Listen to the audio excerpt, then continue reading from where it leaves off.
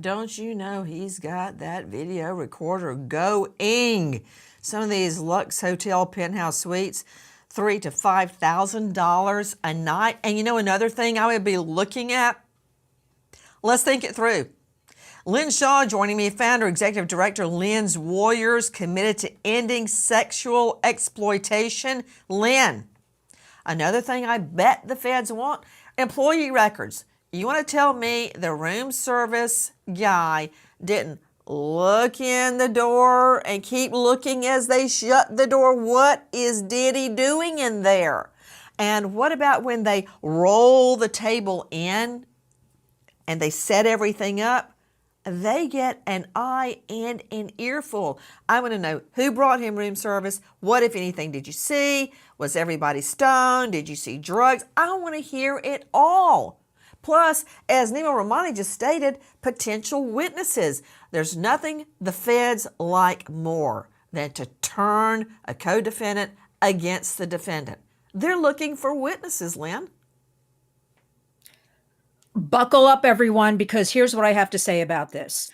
Sean Combs, Puff Daddy, P Diddy told us exactly who he is when he named his company Bad Boy Entertainment. Now, I know we always talk about, we need the proof, but I am here to say this, what makes the most money?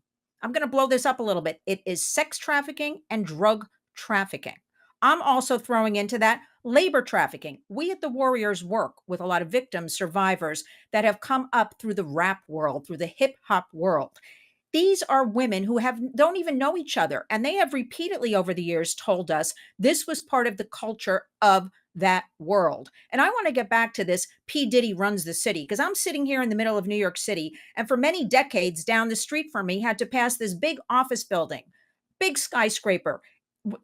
Bad Boy Entertainment, that was the world headquarters. They had one floor in the building. And you know what the building was named? Bad Boy Entertainment. So I always wondered, why is their name splashed all over this? I've always heard whisperings and rumors being in the entertainment business and media, but again, not having the proof. But if so many different people tell you the same story over and over again, does P Diddy run the city? Because we have to remember, there was that case with J-Lo where they left his nightclub and they were throwing guns out of windows or something like that. And the driver took the fall, so to speak, for all of this. So he's been around a long time. So I have to ask everybody, what has taken so long? So what we have to have now is this video evidence. It's been around, these whispers, a long time. I say sex trafficking. I'm throwing in labor trafficking because the definition is force, fraud, coercion for trafficking.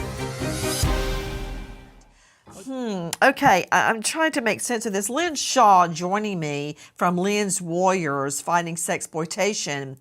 Lynn Shaw, I want to hear your analysis of parties that are now under the federal microscope.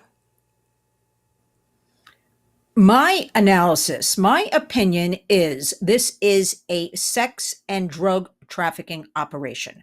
That is what I am calling it. All of the evidence we know about, the reported stories, the reported, the victims, survivors that are coming forth. And I want to be very careful here. We can never forget about all of these victims of this big bully that's been running around terrorizing people. Because you know what? It's mostly vulnerable girls and also some boys, young men and young women. So we got to keep an eye on them as well, because they come from very vulnerable backgrounds. And sure, who doesn't want to hang around with, mansions and parties and all that? But let's also say the white parties, they were also called freak outs.